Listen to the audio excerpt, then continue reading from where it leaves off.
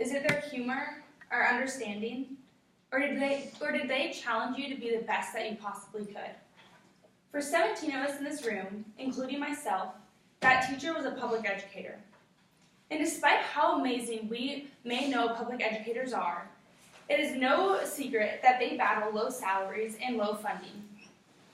Public education is important to us all because most children in the United States do attend public schools, and children really are our future. Earlier this month, teachers in Oklahoma decided they had had enough and participated in a historic walkout to demand more funding for their schools.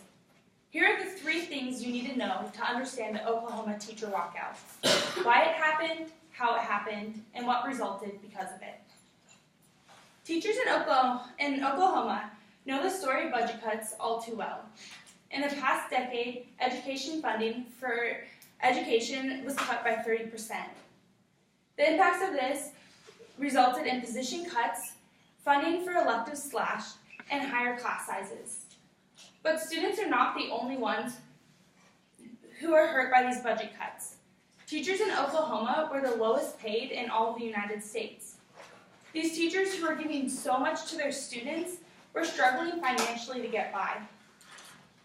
Now, tired of these budget cuts hurting students and teachers, educators in Oklahoma decided to demand more funding.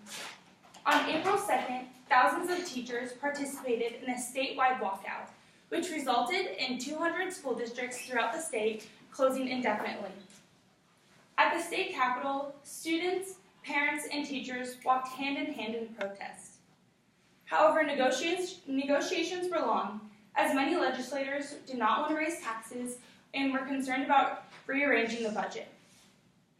After 9 days, the walkout ended, which leads to the next point. What did they achieve? This ended in a mixture of triumph and disappointment for teachers. Initially, their goal was a $10,000 pay raise. However, they agreed upon a $6,100 raise. And additionally, they agreed on $51 million more for public education the next year. But equally as important is that education came into the limelight because of this current event.